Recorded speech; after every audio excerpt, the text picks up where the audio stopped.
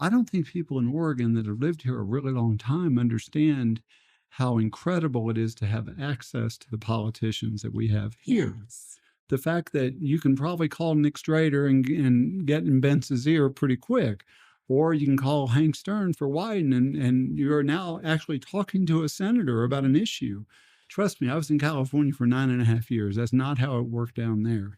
And I love that access. And these are real people. Yes. And it's not always going to them with your hand out. It's shaking their hand and going, how are you? Because these people have chosen a path that is not an easy path to go down. No. And whether you agree or don't agree with them, I always have a tremendous respect for what they have chosen to do.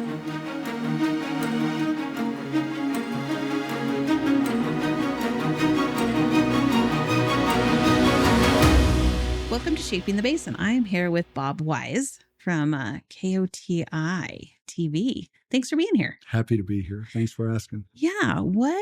The other day we were visiting and you shared a story about how you came to Southern Oregon. So how'd you end up here? I was actually, it starts about 9 years before I came here. That's when I met Patsy Smullen, who is the owner of KOBI and KOTI. The company I was working for at the time bought her and her father, who was still alive, William B. Smullen, stations in California. And I came to Redding, California to run those stations. Met Patsy. We became, business acquaintances, would talk quite often, share ideas of what we're doing down there and what they were doing in Southern Oregon. And 9.5 years after that, I started working up in Southern Oregon, living in Medford and coming over to Klamath all the time. And I never looked back. I love Southern Oregon. It's been great for my wife and I. It's just, it's been a joy. So now almost 21 years later, here I am. Yeah. And a lot of changes in that industry.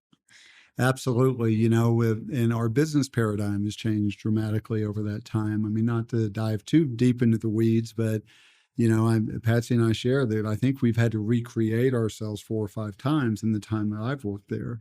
But the one constant is that having an independent owner like Patsy, as opposed to these corporations that have, 80 stations around the country, it's a blessing, because we can make decisions rather quickly. We can bounce ideas off each other and just continue to flourish and hopefully represent the communities we serve in a smart way. And that's always been our goal. Yeah. Can you tell me about a couple of the big changes that have happened in the last 21 years? Sure. The amount of competition we have is different now, right? If you look at the amount of choices anybody has, if they have a smart TV, just turn that TV on, you got, eyeballs everywhere. There are people wanting, or stations wanting your eyes. The one advantage of doing local news and having local content and creating programs that can hopefully make a difference to those communities, it matters, right? So our news viewership is about as high as it's ever been in my time there. But it's those other time periods that you're fighting against Netflix or whatever app people have. Mm-hmm. And the goal is for hopefully our clients and our viewers to realize we are locally owned. We are providing a service to our communities as best we can. But that change in what our competition looks like has been huge, as you would imagine.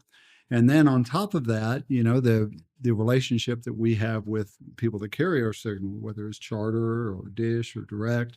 So I handle all the negotiations for those contracts. And that's a hugely important part of our business model now, because we have to get paid by them so we can in turn pay our network to remain an affiliate. So it's an odd paradigm that we have there, but indeed it's challenging. Mm-hmm. So I was interested in what you said about the news, like the viewership of local news is higher than ever before. It Right. sounds like.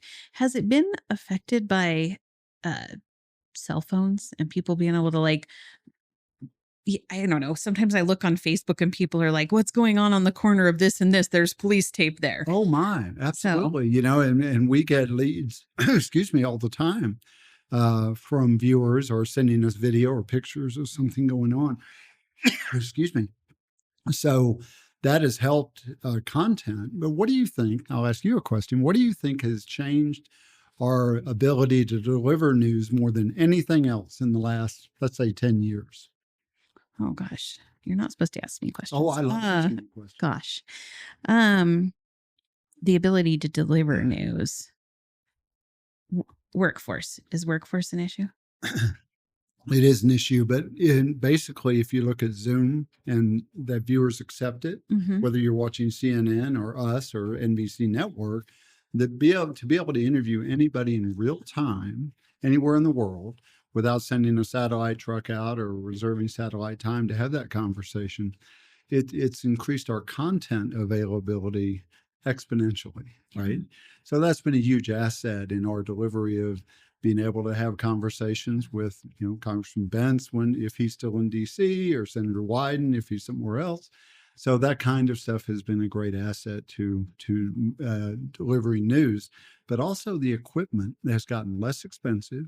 I mean, if you think about it, running a TV station in Medford, Oregon, the technical side of it, we have to pay the same thing that New York City pays, and yet the amount of viewers is completely different. So the cost of that equipment coming down the way it has helped us immensely.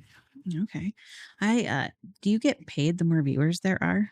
That's a side note. It's just question. fascinating. No, it's a great question. I mean, Nielsen or ComScore or rating services that are used primarily in media, they are a scorecard, and they will basically help decide what we value a product for. For example, NBC Sunday Night Football is the #1 show on TV. So that means more people watch that than anything else. It also means we can ask for more money for clients to be in that program, right? So when our news ratings go up, it's more valuable to our clients. But interestingly, the way the media landscape has changed, especially the last 3 or 4 years, with the CBS station not doing any local news anymore, the ABC station doing a lot of news out of the Eugene station instead of in Southern Oregon, that has meant more viewers are coming our way to get that information that's important to them. Yeah. I want to go back to the question about change a little bit, because I think change is really hard for people, and anticipating change. 21 years ago, would you have guessed there was going to be this amount of change in 21 years? And how did you prepare for it? How do you stay ahead of the game? Well, we try to stay ahead of the game. We constantly listen to our viewers and our clients of giving, when they give us feedback of what they want, what they don't like, who they like, whatever that is. But it's a moving target, And a lot of business models have changed. The media has changed dramatically, just the way people view it. Never have we been in a more divisive climate that we're in right now. And the one thing that Patsy and I and our news director holds true is being unbiased in every news report we do. And that's very important to us, because a lot of media have picked a lane, and they're staying in that lane, where we want to be right down the middle and hopefully asking the hard questions that need to be asked, because that's what journalists need to do. If you don't have that fourth estate and we let politicians go unchecked, regardless of their thoughts or processes, it's important for us to ask those hard questions. And when our nation loses that, we're going backward. Yeah. How do we cultivate that? How do you keep that Stay going? the course. Yeah. And hopefully, people, I mean, I get it. I know why someone wants to hear a newscast that's more in line with their own personal feelings, but it doesn't open their eyes to opportunities of things for them to think about, right? Mm-hmm. And that's one of the beauties of, when we created the 5-on-5 interview 20 years ago or more, it led to these longer conversations that aren't just sound bites. And I love the way Joe Sullivan, our news director, ends each one of those interviews now, because he asks a lot of hard questions, but then he gives it over to that person and says, hey, we have about a minute left. Anything you want to share with our viewers? They have an open platform to talk about anything they want to talk about. I think it's usually important to do both, to let them say what they want to say, because these are important people that are making decisions for us, their constituents, plus to be able to hold them accountable with the hard questions that lead to that. And, we've done a lot of debates in the station, gubernatorial and U.S. Senate debates. Probably I'm more proud of our staff doing those than almost anything we've done in that time. Yeah, that makes sense. And I believe we'll have a gubernatorial debate in October. So I'm excited about that. That'll be good. That'll be good. I get questions about debates often here. Where can I learn about the candidates? So Right. I think that's good. Have you ever been on? Have you been a TV personality, or have you always been behind the scenes running stuff? I think people watching this realize I'm behind the scenes, and then for good reason. It's been primarily behind the scenes. I wanted to be in media really badly, even as a child, but I thought I was going to work in newspaper. And that path didn't go maybe as well as I'd hoped, because I was not a very good writer. As my father told me, he worked at the Houston Chronicle. So I switched into business, ended up at a small TV station in Abilene, Texas, right out of college, and have been in broadcasting ever since. And always wanted to run a station. And even as a kid, just watching KPRC TV, the NBC station in Houston where I grew up, they were part of our family. I mean, we didn't know them, but we knew them. I mean, they were involved in everything in Houston you would want to be involved in, and creating things. And I always thought that's the kind of general manager I want to be. So whether it's the Southern Oregon Meth Project, or what we're doing now with Tomorrow Needs You, or the opioid campaign, If Not Now When, all those things are so important to our viewing area, and informing people about mental health and the importance of talking about those things, or suicide prevention. So I'm really proud of that work we've done, but that's what local broadcasting can be. And I think that's where Patsy and I hold our hat and go, that's the right way to go. That's a good path, creating these partnerships because we learn a ton. I'm not an expert in any of those things, but I know where to find those experts and create those messages that can make a difference. Yeah.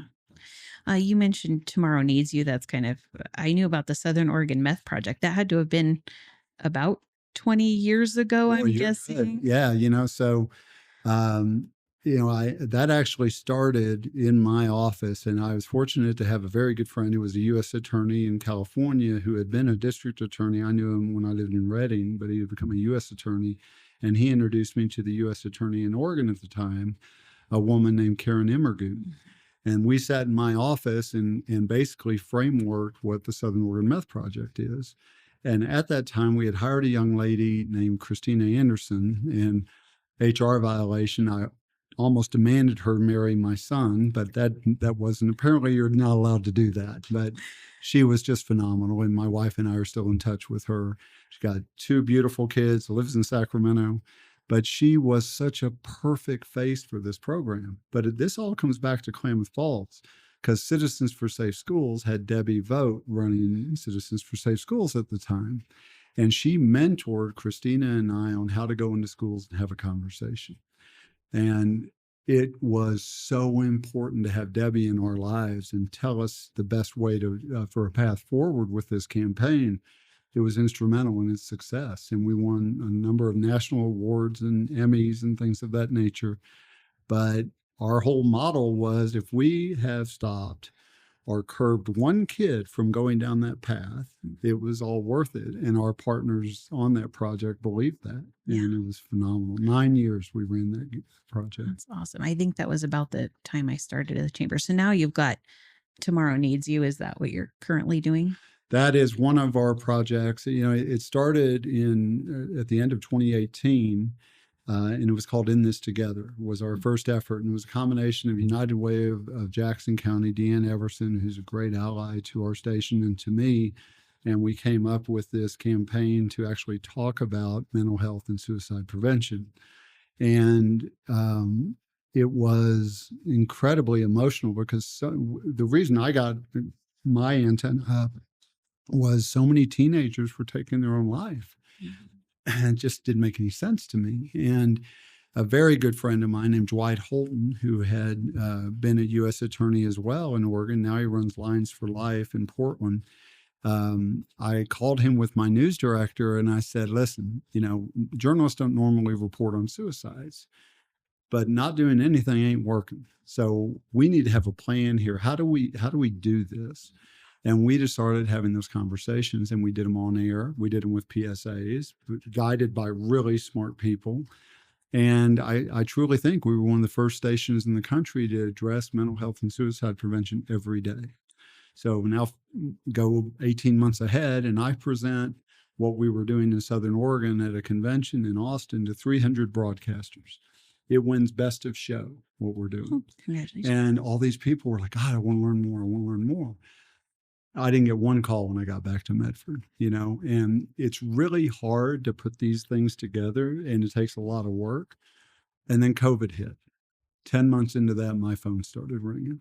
Hey, I remember something you were doing. And all of a sudden, all these other stations started thinking about having that conversation. Really proud of that. And It's been phenomenal. So we changed the name of it because we thought after a while in this together, we were like, we've been doing this for a number of years. Let's sunset it and we'll, just focus on something else now. And the second we did that, I got calls from healthcare officials going, what are you doing? This has to continue. And I was talking to Dwight, my friend in Lines for Life, and he goes, well, we're using something on our team line called Tomorrow Needs You. And I got chills when I heard that. So I took it to our creative services director. He got chills, and it got us like re-energized to launch it again. Mm-hmm. And sure enough, that's what we've done. And I'm happy to say that a couple of weeks ago, we won the Northwest Emmy, which is Oregon, Idaho, Montana, Washington, Alaska TV stations. And we won the Emmy for community service for this program. It's easy to get lost. Don't know which path to take, what to post. In the social media jungle, video is king. Your kids are obsessed, your customers are addicted, we're all hooked, and social media sites prioritize videos. So when you're ready to stand out from the crowd, reach out to 40 Deuce Films. Feeling over everything. Is there any way to track if it's had any sort of success? It's such a great question. I get asked a lot of times on prevention questions, how do you know? And I go back to a couple of things. One, Deanne Everson, who I mentioned before, United Way, she tells the story of, when she was going to have a tough conversation with somebody, she knew it because they'd come in and close the door, and it was usually about some sort of mental health issue. Now the door stays open. Mm-hmm. I think it's a great way to share that we're having an impact, mm-hmm. and we're having more people have that conversation. Two really important people came forward to tell their stories. One, Steve Rowe at Rowe Motors in Grants Pass, who was bullied relentlessly as a child, came on and told his story. And that, I think, helps people understand the importance of talking about these things. Mm-hmm. Nancy Brewald Johnson, in another series we did, talked about her daughter taking her own life, 30 plus years ago, and how people ran away from her, didn't want to have that tough conversation with her. And then we talked to police officers about their mental health. I mean, there's so many ways to approach this subject, and it's hard to find anybody that hasn't dealt with it at one point or another, right? And so we feel if we're just having that conversation, and hopefully other people will feel more comfortable to have that conversation too, because pushing it down doesn't work. No. I think it is getting better, but I think there's been this fear that if you bring it up, it puts the idea in someone's head. You somehow feel lesser. Yeah. And actually the conversation should empower you. Mm-hmm. And that's what we found. I mean, when people tell their stories to me, when they finally get to that place where they're able to have those tough conversations, it may not go exactly as they planned, but they also feel a huge weight off their shoulders. Mm-hmm. And that's important. Yeah, absolutely. Earlier we've talked about some of the changes in the TV landscape and the news, and you did mention newspapers. Mm-hmm. It seems a little bit like in some areas, newspapers have struggled to find their footing with all of the changes. And it sounds to me like maybe TV has found its footing a little bit easier. Is that true? That's really well said, Heather. I've not been asked a question in that way, but now it's making me frame how I might answer this a little differently, because I grew up in a newspaper family. My father worked for the Houston Chronicle, and it was very important part of our life was reading the newspapers. Mm-hmm. All the kids, all the people in our family. It was big. I do think, not to stereotype, but I think newspapers got pretty arrogant about their worth and life was changing a lot over here in terms of how people wanted to receive news. Yet we're print, we're papers, we know what we're doing, we know the best way forward. And then all of a sudden, they're going out of business. They didn't transfer over to the methods, or they had pay sites to see their news, or whatever it was that stopped people from really reading it. And then you see all the layoffs, and then some papers shutting their doors. It's horrific. And I hate it. I mean, when the Mail Tribune shuttered its doors, and they came back and started the Rogue Valley Tribune, and then they had to change their name to the Rogue Valley Times, and it's still in operation, but it's a shell of what it once was, right? So when the Rogue Valley Tribune had its first printing, we bought a full page ad in that welcoming them, because we know the importance of having journalists in our area. And it's just been really hard to watch, whether it's Herald News, the Daily or the Mail Tribune, and what's going on, because we want that competition, and it's good for the world to have that competition. So it's unfortunate. I do think TV stations adapted a lot quicker to the new world that we're all in, with apps and being able to look for the whether it's the weather of the day or the top news stories, whatever. I hope people go to our app, because it's really well done. It's very easy to navigate.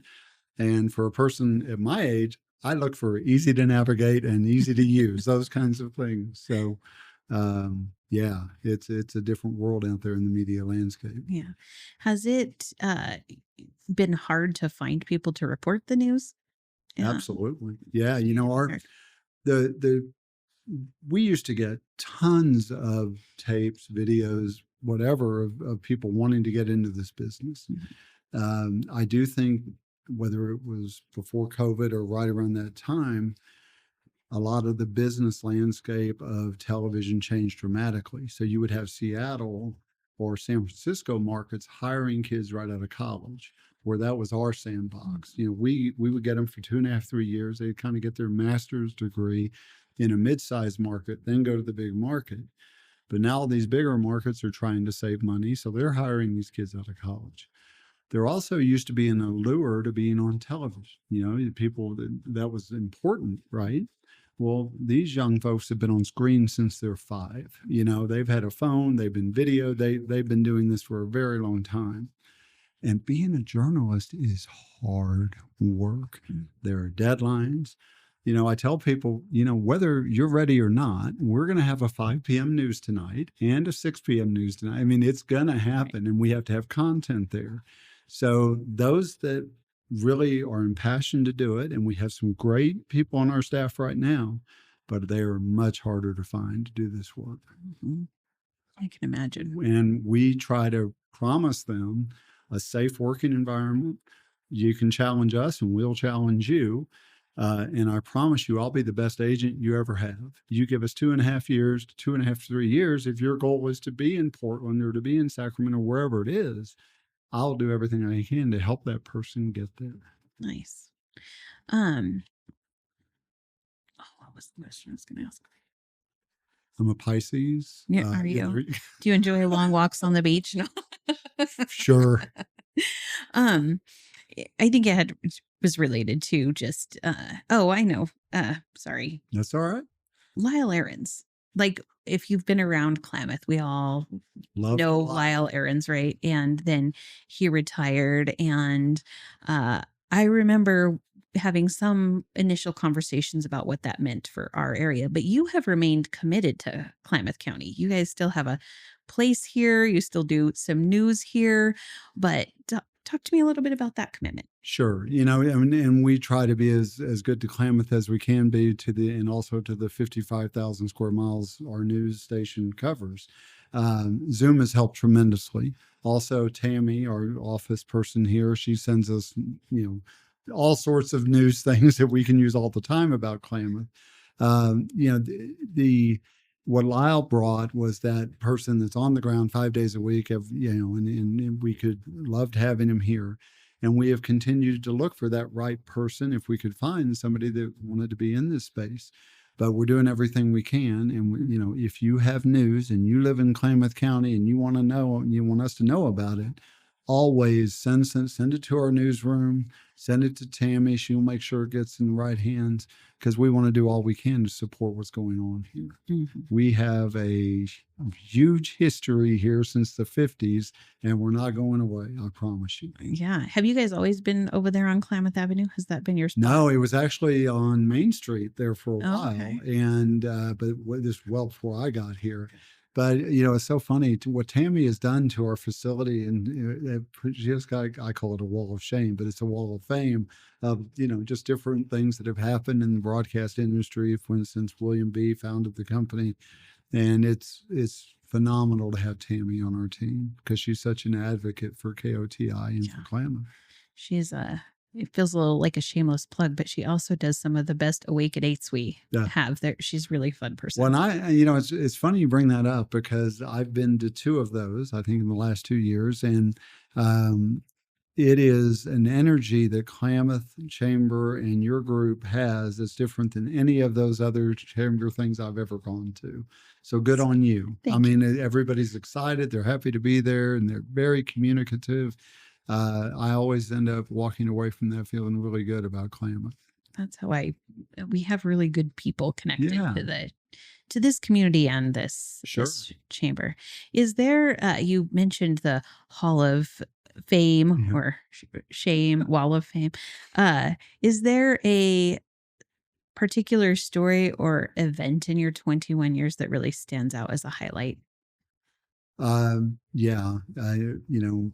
The Alameda fire was the most horrific thing I've dealt with in a really long time. I learned a lot about fires that I never knew. And it was very complex, as you would imagine, if you're the sheriff or the chief administrative officer or whatever of Jackson County. What these first responders did, that only 3 lives were lost in this horrific event, is absolutely incredible. But 2 days after the actual fire, Sheriff Sickler took me and Craig Smullen on a drive-through. And all the things I had never thought about that what first responders have to think about when they're trying to save people is, as we're driving through this area, and I'm seeing people in hazmat suits going through and looking for bodies or whatever. And I'd never thought about, what about propane tanks that are blowing up and they just randomly blow up? Or people that had ammunition in their homes and those, they're just going to go off. And I started to realize how brave, I already knew they were brave, but what these people do, absolutely incredible. Yeah. And it went to a new level of gratitude for me of what that is. There's many things that the station have done, whether it's the projects that we talked about earlier or, some of the staff that I've had the fortune to work with that are now at Network. That's all phenomenal. But man, when the rubber hits the road and you're covering a live news event that's very dramatic, it sticks with you. Mm-hmm. Well, that's, I think, what good news does is open your eyes and help you learn something. That'd be my guess. That's what I think of it. One of the joys of working in the job that I have is that, number one, I'm always curious. And number two, I love stories. And, 3, there's always curveballs. No matter what's going on, you're going to get thrown a curveball. Like one day I had one of our staff, this was a long time ago. She comes in, I need a word with you. Okay, well, I'm going to be on The Bachelor. And wait, what? So you go, where'd that come from? Well, when I was in college, I signed up and now, it's 2 years later, but they've come and they want me to, I'm going to do it. I'd never experienced that. Not only is it on a different network, but this woman anchors for us. So what does this look like? So just those kinds of things don't usually happen in most jobs, I guess. But in TV, That's pretty cool. Yeah. And people say things don't happen here. Oh, I know, right? Right. People say nothing ever happens here. Yeah. Wrong. No, you're wrong. Yeah, that's definitely, plus the other thing, and part of the reason the 5-on-5 interview is so special and the amount of debates we've been fortunate enough to do, I don't think people in Oregon that have lived here a really long time understand how incredible it is to have access to the politicians that we have here. Yes. the fact that you can probably call Nick Strader and get in Bentz's ear pretty quick, or you can call Hank Stern for Wyden, and you're now actually talking to a senator about an issue. Trust me, I was in California for 9.5 years. That's not how it worked down there. And I love that access. And these are real people. Yes. And, it's not always going to them with your hand out. It's shaking their hand and going, how are you? Because these people have chosen a path that is not an easy path to go down. No. And whether you agree or don't agree with them, I always have a tremendous respect for what they have chosen to do. I agree. And along those same lines, the other thing I appreciated about Klamath when I came here was that, obviously, and then also to get involved.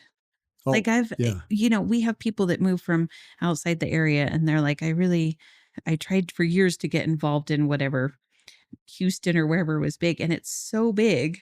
And where do you volunteer? Where do you go? Where are the people? How do I find it? And it's so much easier here. Yeah. No, I agree. And, when I talk and have the fortune to talk to young leadership groups or whatever, I always close with, choose something that can fill your heart. It doesn't matter what it is. It could be United Way. It could be, anything, Salvation Army. Just do something or try a few things till you find your passion, right? Because it matters, and if you can leave or attempt to leave a place better than you found it, wow, that's cool. That is cool. Those are wise words to end on today. I thank you for your time. I do have 3 questions I ask kind of everybody at the end. Sure. If I gave I wish I'd watched a couple. You haven't watched. I would know the questions. Dang. All right. Go ahead. Well, now we know you didn't cheat. I did not cheat. So, I promise. if I gave you $250,000 to do something in our community today to make a difference, what would you do with it? Wow, great. I'm a big believer in getting the youth ready for the next step. So it would probably be something in high schools that would help them understand, whether it's a trade school, whether it's going to a 4-year university, a JC, whatever it is, something that would help them navigate that space. Yeah, that's a good answer. Do you have a role model? Ooh, a lot. There's many that I lean on. Most recently, unfortunately, a gentleman passed away that it was a role model for me in Reading. He ran Simpson University. His name was Dr. Jim Grant. And I quote him almost every day because he just had a way of looking at life that was always optimistic, regardless of what was happening. I think I tend to play an optimist on TV, but in my head, I'm kind of a pessimist. So I'm constantly battling that. But because of my job, I try to be always positive to our staff as best I can. But that's the first name that came to mind. Can you tell me one of his quotes? Share a Dr. Jim with us. It's more of a story about, he had a bunch of upperclassmen that were doing a service project in Reading, and it was involving tutoring young students. And he would, they had set up this deal at an elementary school that they were doing all these tutorings, and this one kid was coming. You could just tell he was enjoying it. And then like 3 times in a row, he didn't show up. So there was a police officer involved in this training. And so I'm going to go knock on their door. And he wakes the kid up, and the mother is trashed on the couch. And the kid is really sad that he wasn't able to be there. And so the police officer went and bought an alarm clock. That's all it took. Yeah. Change a life, an alarm clock. Yeah. That's awesome. Last question. We just, we're gearing up for America 250. And I have a series of veterans. And I'm going to ask you, what does patriotism mean to you? Doing what's best for your community, your state, your country, putting the whole in place of yourself, because, there's no place better. And we just got to remember to stay the course of always trying to do what's best for where we're sitting, what's around us, our families, our communities. And I think true patriots act that way. It's so interesting you asked me that, though. Literally 2 nights ago, my wife and I watched the movie The Patriot with Mel Gibson. So, and if you haven't seen it in a while, it holds. It's still very good. I mean, granted, there's some sappy moments, but it's pretty incredible movie. So there you go. It's kind of interesting you brought that up. That's funny. Thank you for your time today, Bob. Happy to do it. And appreciate thank you for all you're doing for Klamath County. Thank you. And thank you to our producer, 40 Deuce Films.